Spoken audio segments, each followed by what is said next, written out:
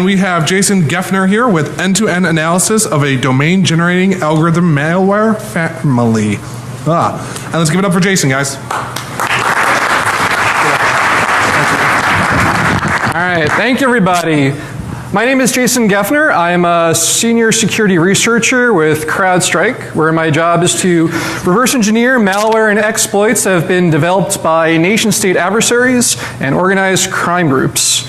I also do intelligence research to try to attribute this malware, these exploits, tools, and C2 protocols to unique actors. Before I joined CrowdStrike, I was a principal security consultant with NGS. And before that, I was a reverse engineer on Microsoft's anti-malware team, where I was the owner of the malicious software removal tool. And today, I'm here to talk with you about a unique domain-generating algorithm malware family. Now, most modern malware communicates with attackers' servers.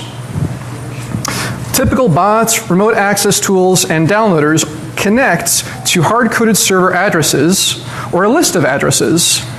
And the reason is, they have many reasons to do this. They may communicate with a C2 server to try to get the next instructions from the attacker's server to execute. Or they may reach out to a download server to download more malware to run on the infected computer. But because these traditional malware samples use these hard-coded server addresses, they can be easily blacklisted by network engineers. Domain-generating algorithm malware, though, is different. DGA malware doesn't use hard-coded server addresses. Instead, DGA malware uses server addresses that are dynamically generated at runtime, allowing for a potentially unlimited number of potential server addresses. So what might this look like? Let's look at an example. Let's say that we have an example piece of malware where every minute the malware tries to connect to a different server address. And let's say the algorithm for this DGA is that every minute it tries to connect to the server address with the numeric month, numeric day, year, hour, minute.com. So in about 10 minutes, this example malware would try to connect to 0731131430.com. Now what the attacker would do is they would choose a strike time and then register that given domain usually 24 to 48 hours before that strike time hits. Strike time hits, the malware reaches out, connects to the attacker's domain, does whatever it needs to do, and then maybe an hour or two after that strike time, the attacker will then take down their domain or redirect it and take down the server. Now, this approach makes it impossible for security researchers to predict the next server communication, and it raises the bar for sinkholing efforts. And it also makes historical analysis extremely difficult. And if you think about traditional malware, it might communicate with one or two hard-coded server addresses. And if we're going to do historic whois research on those addresses, it's not too hard to say, who were all the registrants for this domain in the whois history over the past year. But there are 525,600 minutes in a year. And with this example, that would mean that we'd have to look at 500,000 whois records historically, which is really not practical. So DGA malware can definitely be challenging for a security researcher to handle. Now DGA malware, though, it's not exactly a new thing. Back in early 2008, Kraken was one of the first malware families to use a DGA. And a few months later, Configure was first discovered, also using a DGA. But DGAs haven't been restricted just to Kraken and Configure. Torpig and Ceresby are two other malware families that have also been known to use DGAs. Now in 2010, academia started to do some research on this and they published a white paper. And last year, Damballa released a white paper on 6 malware families that use DGAs. But today I'm here to talk with you about a new malware family, a unique one, and the end-to-end analysis that we did on it. So a few months ago, in February, we had the CISO of a major American financial services company email us and say, hey, CrowdStrike, we just received a suspicious looking exe attachment to an email coming into our networks. And this firm's CISO actually worked with his global cyber intelligence partner, competitor of ours, and they actually couldn't figure out what it was doing because it was obfuscated. And actually, to quote the CISO, he said, "It is the obfuscation that is throwing our competitor's name off." And because this other company was not able to remove the obfuscation, this CISO forwarded the malware to us. So, as any good researcher, I love a challenge, and I heard that some other person out there, or just a set of people, couldn't figure out what this malware was doing, I jumped on it right away. Now, it's understandable why this other company had trouble analyzing it. It is obfuscated. But unlike most malware that is obfuscated by using a packer, this malware is different. So most malware, again, uses a packer for obfuscation. And a packer compresses and encrypts the original code and data and appends an unpacking stub to the now packed malware. And at runtime, the unpacking stub decrypts and decompresses the packed code and data, then executes the unpacked code. That's the typical way it works. But it's not the case for this sample.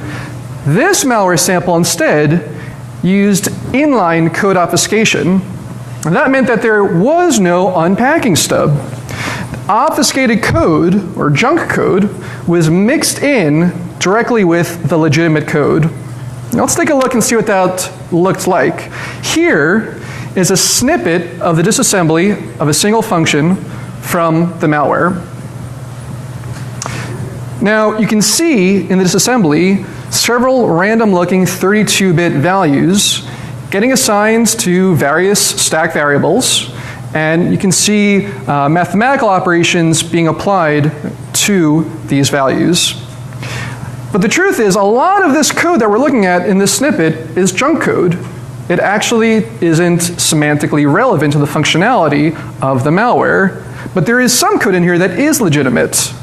Well, if we took time to analyze it, we would find that var10 and var18 are used for junk code, and var4 and varc, the stack variables, are used for legitimate code. So I know what you're thinking, though. You're thinking, Jason, come on, it's 2013, nobody reads x86 assembly code anymore. That's why we have hex arrays. We decompile everything. Surely the hex arrays decompilation will be a lot easier to read. Well, maybe yes and maybe no.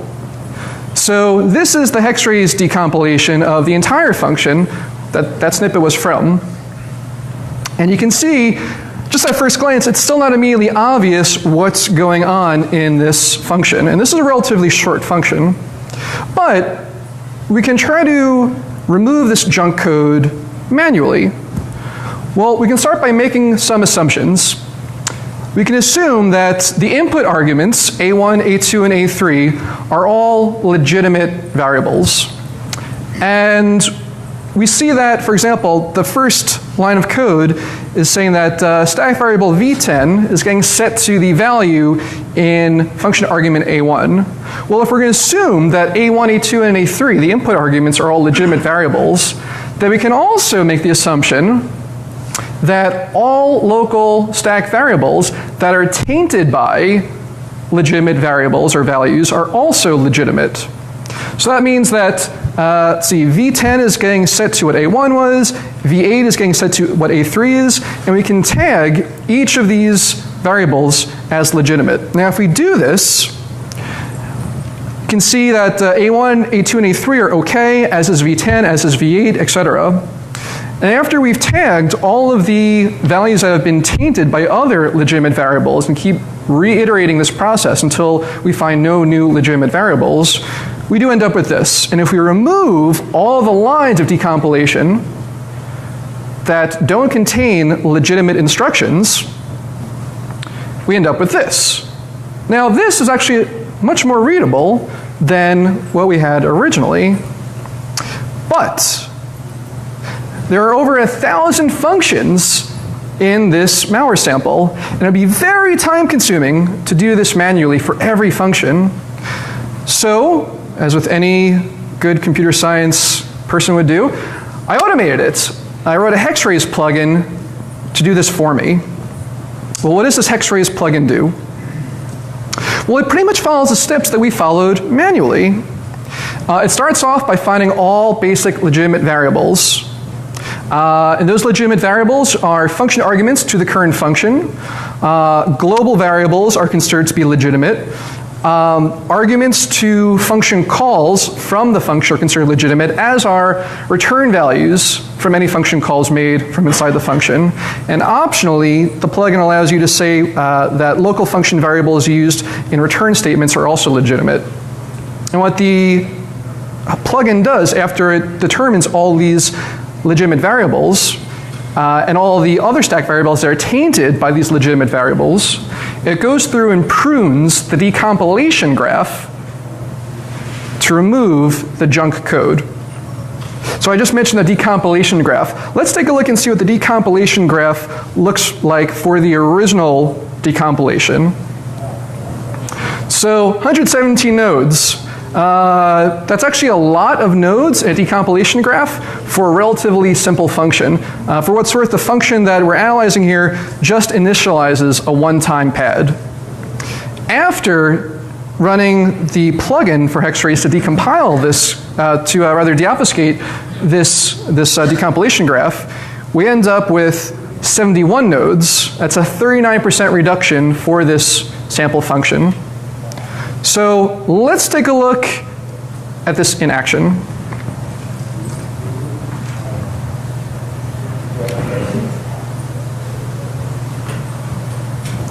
Okay, so here I have my original function,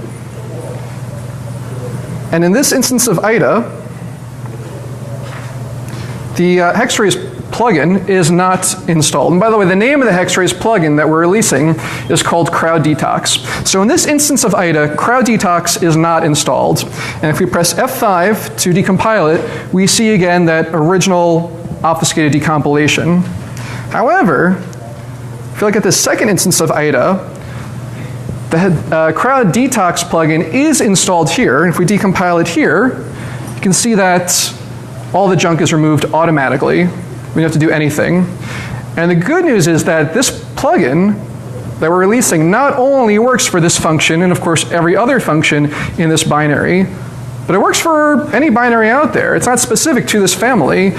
The approach we use and the assumptions we make for removing junk code can really be applied to any software out there that uses inline junk instructions. Now the good news is that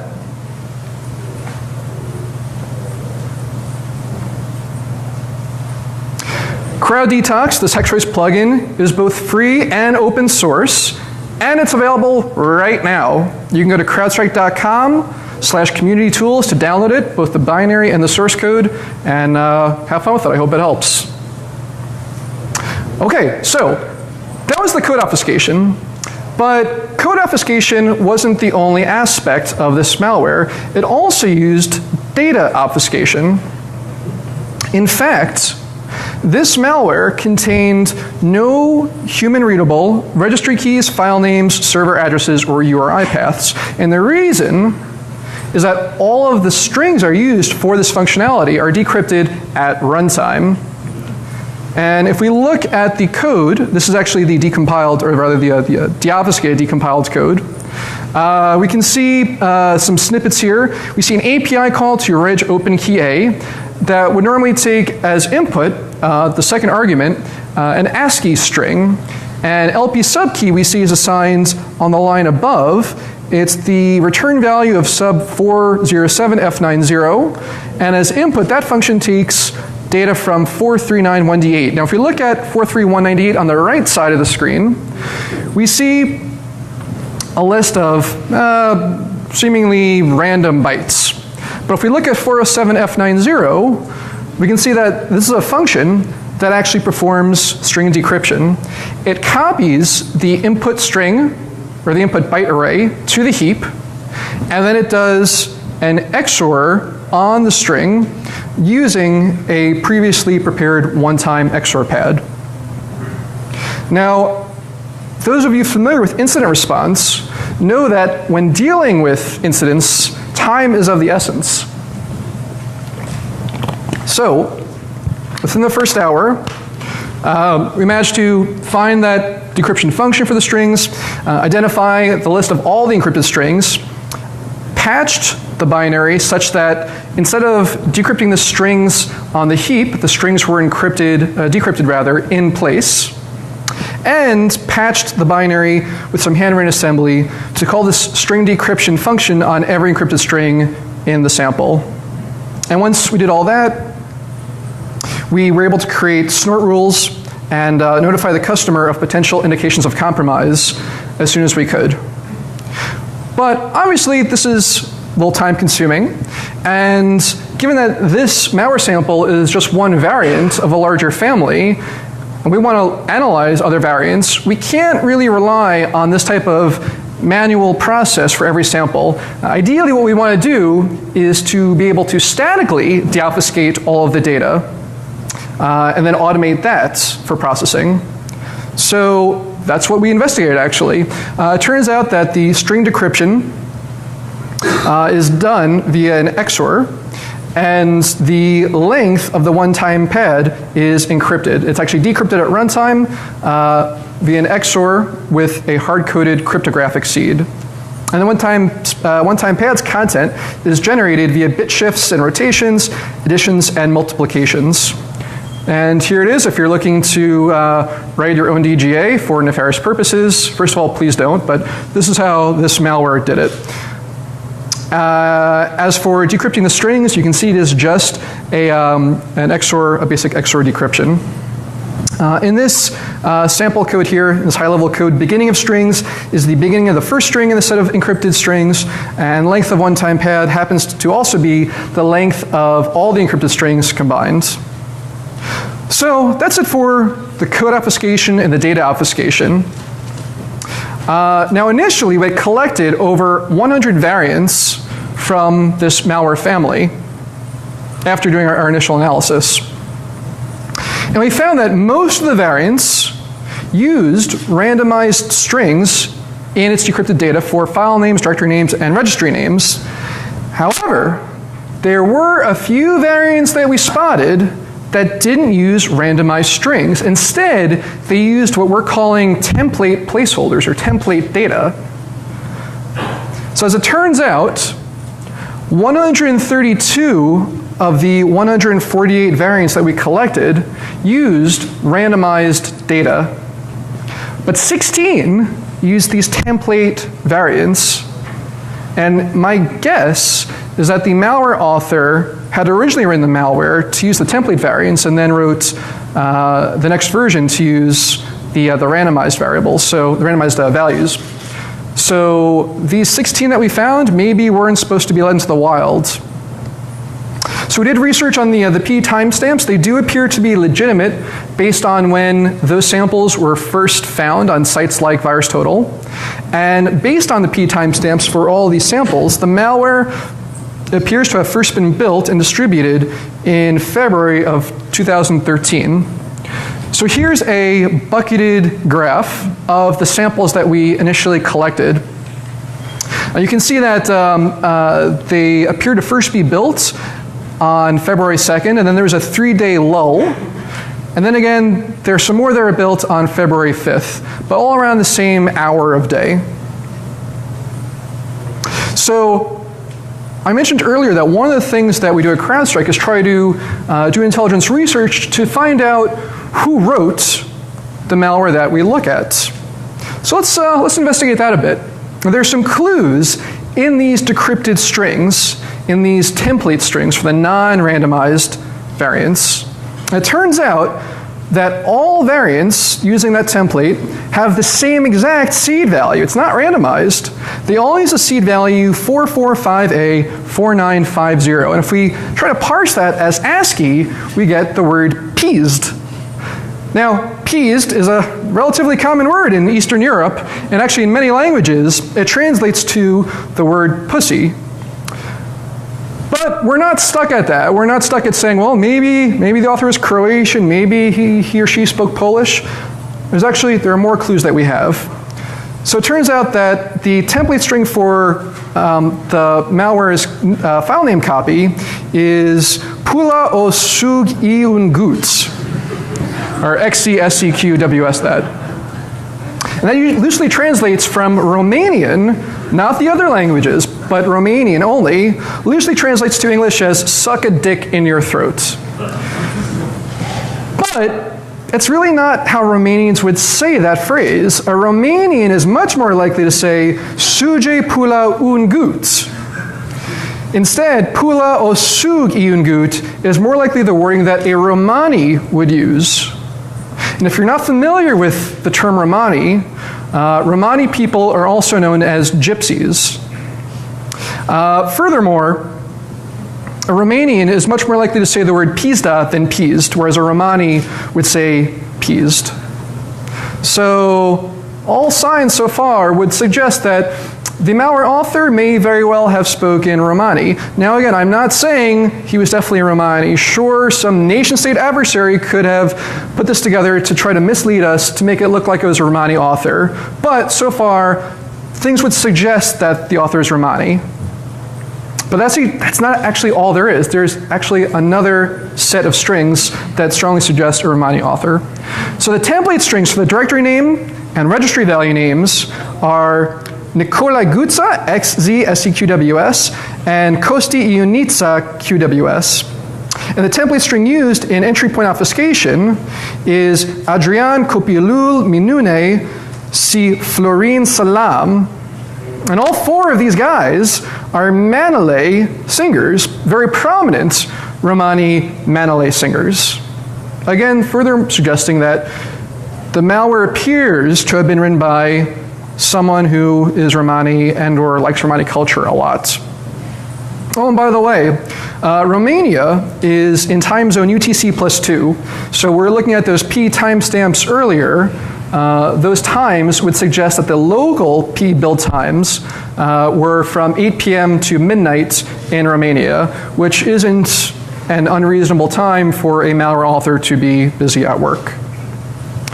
All right, this talk obviously though is based on, or is really focused on domain generating algorithms, so let's dive into that.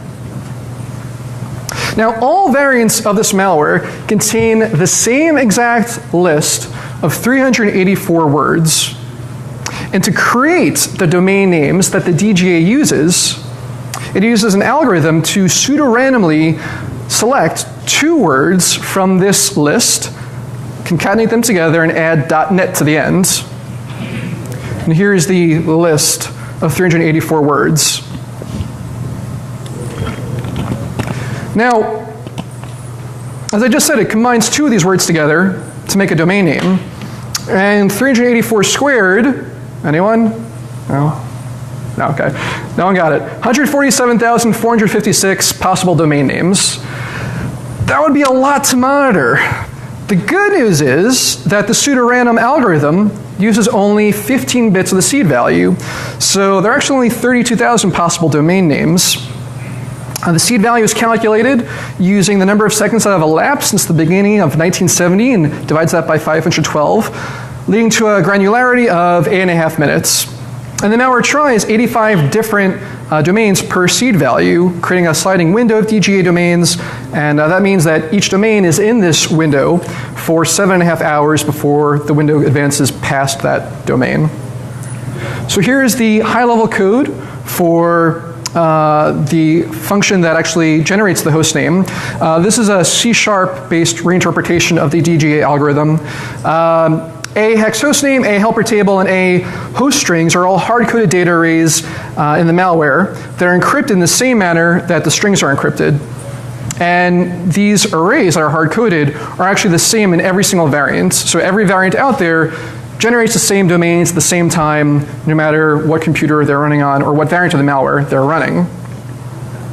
Now once the malware generates the domain name it wants to use, it connects to, or tries to connect to those domains and tries to send this GET request. And each malware variant contains a hard-coded email address. And we're going to talk about those email addresses more soon. Now, the malware takes the response from the server and checks to see if it contains a certain fingerprint. And if it does, the malware makes a second request to the server, same exact request, nothing changed, and the second response, again if it contains the correct fingerprint, causes the malware to download that response, save it as an executable, and execute it. Now we were interested to see what the spread of this malware looked like and where the infections might have been concentrated. So we did some sinkholing. We set up 5 domains to which the DGA would resolve from March 5th through March 9th. And we received about 15,000 hits from computers all around the world. And when I say hits, I don't mean just random computers pinging our server, just trying to do basic GET requests. These hits, these 15,000 hits, were all hits with using the GET request with the format I just showed you in the previous slide. So these are actually infected systems that were hitting our sinkholes. And we logged almost 1,200 unique client IP addresses, and exactly, believe it or not, 1,000 unique email addresses that were posted to the sinkhole servers, meaning that there are at least 1,000 variants of the malware out there, since each malware sample, each malware variant, has its own unique hard-coded email address in it. And of these 1,000 unique email addresses, there were 286 unique email address domains. To show you a graph of the sinkhole activity, here it is. You can see it really focusing on the 5 days that we were running the sinkhole servers, or that we were rather prepared for the registrations for the strike times. And you can see there were probably some infected computers out there with system clocks that were a little off, and we got a little trickle of a few hits after that 5-day period. Now I mentioned the email addresses that we were receiving that were posted to our sinkhole server. This is what some of them look like. This is obviously a very small collection of them. But we see 1-800-Flowers at 1-800reminders.com, consultant fiscal unsubscribe at yahoogroups.com, FB message plus something at facebookmail.com. Well, it looks like there's another malware component out there that harvests infected systems inboxes, email inboxes, to create these malware variants and then send it out. Some other interesting statistics for the email addresses that we saw that were posted to our sinkhole servers. There's a disproportionately high number of yahoo.com email addresses. Keep that in mind, we're going to come back to that soon. And there's also a disproportionately low number of gmail.com addresses. 0, in fact. So it's possible that this second malware component that we had not yet seen actually ignores gmail.com addresses, maybe because they don't want the Gmail team at Google spotting and identifying this malware campaign. But of course, that's just a guess. So I mentioned that we're interested in the spread of this malware, where it might be concentrated. And if we plot out all of the IP addresses from around the world where we were getting hits, this is what the top 10 countries were sending us. So the United States was definitely at the top of the list, but second is Romania. And Romania does definitely not have the second highest population of people or computers in the world. So this would further suggest that the malware author might be living in Romania, or maybe the initial targets were Romanian targets, but certainly is an interesting piece of data. But sinkholing isn't all that we did when it came to investigating the domain-generated the domains that were generated. We also did monitoring of these domains and developed automation to connect to each DGA domain in real time as the malware would connect to it and try to download from it. And actually, we did this automation connecting to these domains through Tor. And give myself a little plug, if you want to learn more about ways to automate things and route them through Tor, come to my talk at 3:30 in Augustus 5 and 6. Okay, so we ran this automation for 2 weeks, and we detected 20 domains that were connected to this campaign. 19 of these 20 domains were all registered via Yahoo Inc.'s small business hosting plan and all registered with yahoo.com email accounts. And remember, we saw yahoo.com is very prevalent for email addresses that were infected earlier, or that were spread to. And we saw one of the 20 domains was registered via and hosted by Omnis Network, and it was registered with an AOL.com account. Now, of these 20 domains, all of them were registered within 48 hours of the strike time. And we found identical registrant names and addresses used for several of the domains, so there was a lot of overlap amongst them. And there were semi-randomized phone numbers as well, corresponding to city area codes based on the registrant addresses. So let's take a look at some of them. You can see I color-coded ones that were identical for addresses. Now, I did some open source research on these names and addresses, on these registrant addresses, and it turns out that these names and addresses correspond to real people who really live at these residential addresses. But the phone numbers are junk and the email addresses are bogus as well. But because these names and mailing addresses are legitimate, the assumption then is that these domains were registered with stolen credit card numbers that belonged to these individuals. Now, we also did more research in terms of all the domains that could be generated. So 7 of these 20 domains hosted blank root pages during our Whois research. And 3 of them were taken down before we got to them. But 10 of them, half, hosted content for Global Partners Hungaria KFT.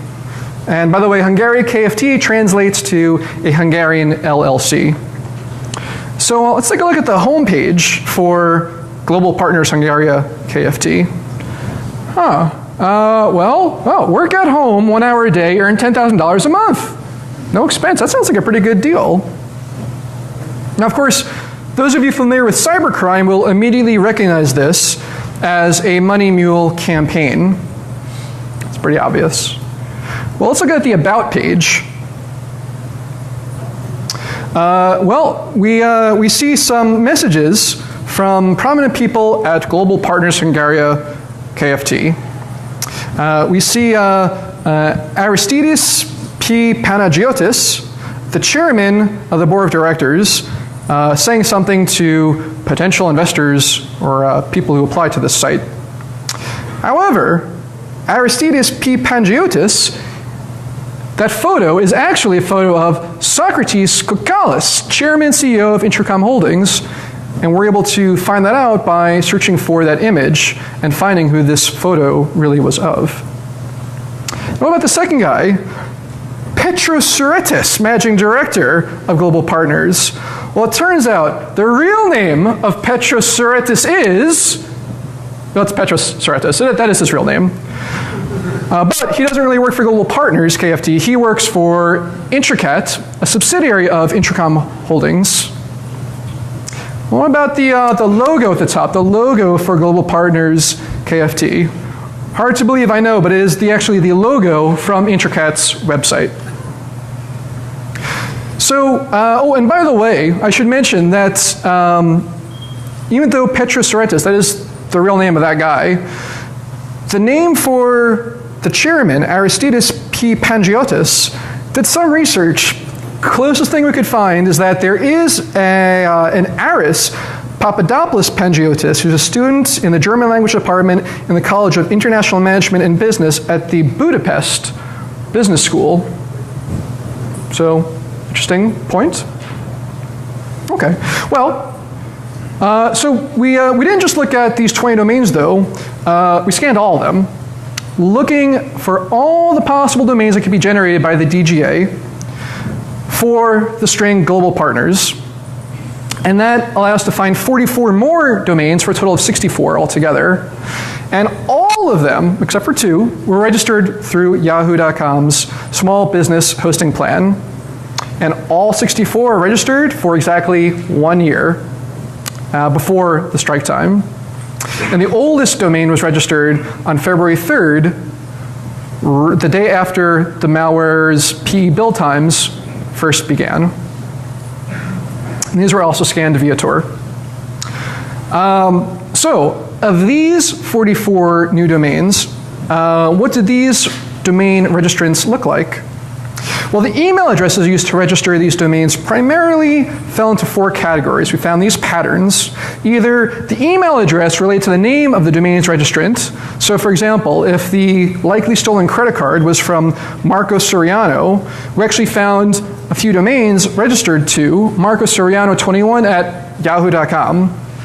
Or we found patterns where the email address was related to the name of another domain's registrant, which was likely a mistake by the adversary. We found email addresses, of course, related to the domain name. So the registration for degreeanimal.net was registered by degreeanimal at yahoo.com. And we also found cases where the domain name was related to another domain. So for example, nightwagon.net was registered by degreeanimal at yahoo.com. And likely that was either a mistake by the attacker or the attacker just being lazy, thinking I don't want to register another email address for this campaign. So using all this information, we did some more open source research, and we found many non-DGA domains also used in this campaign. We found 14 actually. And if we look at the about page for, let's say, untaragroup.org, it's our old friends, Socrates and Petros.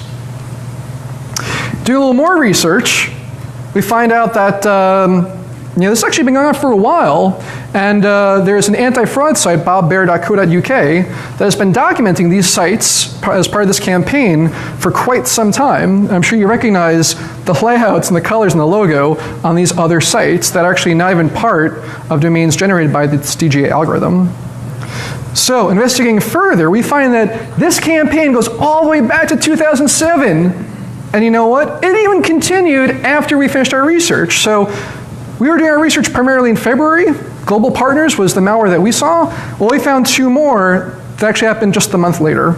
So it's very, very active. So you're probably thinking, well, Jason, given how active this seems to be, surely it is, antivirus companies have been looking at this pretty seriously and taking it as a legitimate family. Well, maybe not.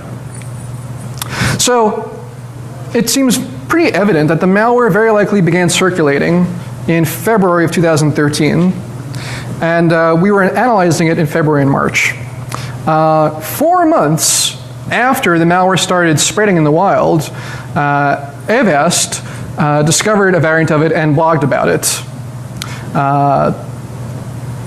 So better late than never for sure. We're also interested to see which antivirus engines treated this as a unique family of malware as opposed to just having a generic signature detect it. So I mentioned earlier I used to work at Microsoft on their antivirus team. And in the antivirus industry, typically, malware that really appears to be just one-off malware and not part of any larger set of malware or larger campaign, antivirus researchers will just name it something like agent or generic or Trojan. Only if the malware seems to be part of a larger campaign does that family of malware get its own unique name. So I looked on VirusTotal to see, for all these variants from this entire family, what antivirus engines detected it when it was submitted to VirusTotal, and how they detect it when it was submitted to VirusTotal. Well, it turns out that almost all of these AV companies used generic names to detect it, meaning that they didn't fully recognize that this was part of a larger campaign going on. We see agent, we see generic, we see genetic from Panda. It's an interesting name. I tried to find information on Zusi, but I couldn't find information on it on GData, Bitdefender, or F-Secure's website. So I'm going to guess that it's generic, or at least not important enough for them to write up anything about it. Artemis is a generic detection name from McAfee, as is Reputation from Symantec. It kills me, oh, it kills the mic too. It kills me to know that my former company, Microsoft, only detected 15% of the samples when they were submitted to VirusTotal. But I am happy to see that every single variant that Microsoft detected was detected by the unique family name Suppobox. There are actually no variants that Microsoft detected that were detected as anything else. So Microsoft did spot this and did create a new unique family name for this malware family. This Suppobox signature was released by Microsoft on April 6th, 2013, 2 months after the malware began circulating. And no big surprise for anyone here, I'm sure, ClaimAV didn't detect anything. Okay, so that brings us to our conclusion here. So what can we say after all this research? Well, it appears that the malware was very likely written by a Romani, probably male, and he appears to be working with this long-running European money mule crime syndicate. There's some other component out there that we've not come across yet that appears to generate this malware based on email addresses that are found on an infected system and then send out this generated malware.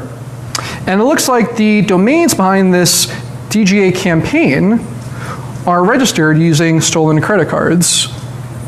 And last but not least, I showed you CrowdDetox, a new free open source plugin for X-rays that can be used to more easily analyze decompiled code. So I'm happy to take any questions, but before I do, I want to give special thanks to Alex Ionescu for helping with the Romanian translations. Okay.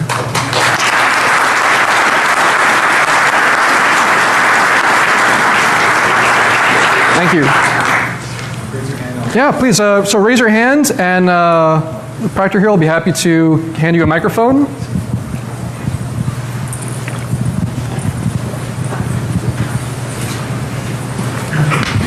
Hey, thank you for the talk. So you mentioned that this is a downloader, and there's another variant that harvests email addresses, and as you monitored or scanned the domains, what did you see as actual commands, and what are the capabilities of that? I mean, if it's only a downloader, what did it typically drop, if at all, anything? And what are the capabilities of the subsequent binaries? So, if I understand the question is effectively, what malware did this downloader download? It turns out, through all the monitoring we did, we didn't get a single executable downloaded by following the exact same pattern of requests that the malware sends out. So it's unclear right now why that was the case, but in all of our monitoring, we didn't see any executables being downloaded by this malware, even from domains that did send back the correct fingerprints on the first reply. Okay. So it's a mystery still. Okay, just to follow up, so the earlier campaigns that you saw, like the similar websites and stuff that is not related to this particular DGA variant, were there any specific things they were after, like other than harvesting email addresses, maybe collecting some credit card information, but like other goals they're after? Like what is the, what is this Money Mule group typically doing to people? So the question is, the previous campaigns before this DGA malware that we analyzed here, what were those campaigns likely after? We did not actually research those previous domains or those previous campaigns in depth. It appears that they were trying to get people to sign up and mule money for them. As for the sources and destinations of where the money was coming from or where it was going to, it's unclear right now. But we didn't see any malware connected specifically with those previous campaigns. Thanks. Thank you for your questions. Another question here? So it seems like the obvious shouldn't be the speaker. It seems like the obvious response from the malware authors to your releasing the deobfuscation tool will be to add illegitimate arguments which will destroy your whole detainting algorithm. Do you have a plan for what to do when they do that? Because it seems to me that your algorithm is pretty dependent on that. So you're right. The algorithm makes a lot of assumptions which could be violated by future versions of this malware or other malware. And you're absolutely right. So when it comes to reverse engineering, it's always a cat and mouse game. New packers are always coming out. New unpackers are always created by reverse engineers. And that's one of the reasons why we're releasing this to the community as open source, so that as we see new tricks being employed by the bad guys, you can counter them by modifying this open source plugin. So if they can create some type of automated tool to do this obfuscation, then surely this plugin could be updated to automatically deobfuscate it as well. Thank you for your question. Got one in the back, one here. So I apologize, I missed the first 10 minutes or so of your talk. I'm wondering, so at what point, so just in terms of your practice of reversing malware, at what point do you know when you're done? Yeah, that's the question. So the question is, when reverse engineering malware, at what point do you know that you're done? And the answer is it depends. It depends on what your goal is. So if you're working at an antivirus company, which CrowdStrike isn't, but if you are working at an antivirus company and your goal is just to, for the most part, churn out as many signatures as you can or as many detections as you can, then your goal isn't necessarily to understand what the malware is capable of doing. Rather, it's to actually just create a detection for it. The other extreme is if you are doing something like we're doing, which is doing a complete analysis to not only figure out the indicators of compromise of the malware, but also how to clean it up, how it spreads, how to prevent it from infecting your system, and the people behind it. So the truth is, for the most part, we look at every function that's not a library function. So we look at pretty much everything, all the code, all the data. There's nothing that really goes untouched by us when doing our analysis. We do certainly prioritize things. So typically we try to get out snort signatures and indicators of compromise as quickly as possible to our customers, in which case we'll spend maybe the first hour or two doing a very quick analysis, trying to focus in on API functions that are going to be related to its spread and its functionality, its base functionality. But in terms of everything, we typically look at everything now. Does that answer your question? So we know we're done when there are no functions left to be analyzed. I guess I'll just follow up. I mean, there's you could probably bring theoretical computer science into this, right? If you wanted to. I mean, just because you've looked at every line of it, assembly doesn't necessarily mean you've sussed out all the functionality, right? I'm just wondering if there. I mean, this is a young field, right? Malware reverse engineering. I'm just wondering to what extent, you bring theoretical ideas or sort of formal. Accuracy measure. I'm just wondering if there's any degree of formality to the, when you're trying to rigorously analyze a sample to when you decide that, okay, this is enough, right? I have a good sense of what the sample does. So although we do typically follow a process for analyzing malware, I wouldn't say there's a formal set of formalities that we follow to say, okay, there's certainly nothing else this malware could do. We do dynamic analysis in addition to static analysis in case we miss something or misanalyze something. And we can definitely say, as much as we feel confident that we've analyzed it fully, it's very likely that this malware won't do anything that we've not analyzed, that we don't already understand. But there's always the potential for like you said, some assembly instruction may be being documented by Intel incorrectly and doing something that we didn't expect it to do. In practice, it's very rare that we are so surprised at the actual outcome of functionality after we've analyzed the full thing. But I would never say it's not possible, because it certainly is. But it's not a formal, in terms of computer science terminology, it's not really a formal approach or a formal guarantee. Thank you. Question up front from Ryan.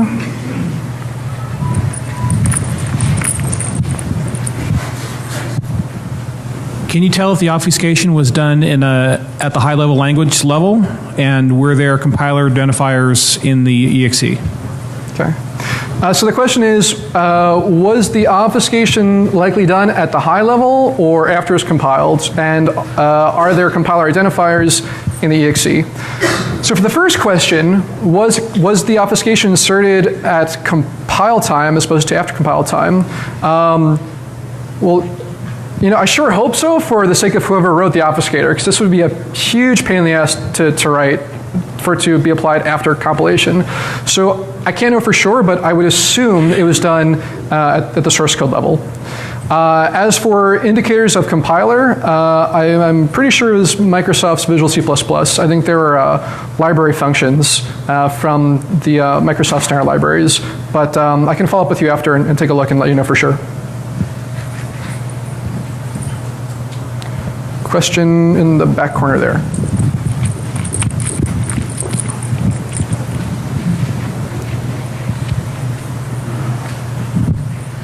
Does the malware generate NX domains for the DGA? Sorry, did you ask, does the malware generate infinite domains? No, NX domains. Oh, NX domains. They're all, in terms of the domain record type, or the Right, do the domains actually always resolve, or typically DGA does not? Right, no, the domains do not all resolve. Only a small set of them do. Are you saying, are there DNS servers that resolve each domain that's generated? No, well, generally, like most malware, when it has DGA, it'll be running, and then it'll generate lots of domains. Some of them actually resolve, but most of them do not. Right. So does this malware actually generate domains that do not resolve? Yes, most of the domains that are generated do not resolve. Okay. Question down here.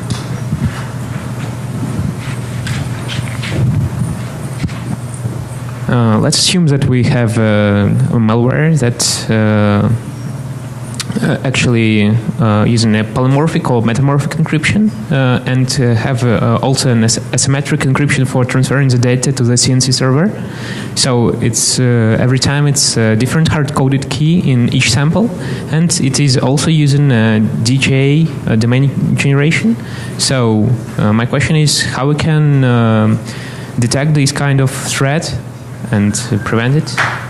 So that can be rather difficult to do if you are only looking at it from the network side and if you haven't analyzed its DGA algorithm.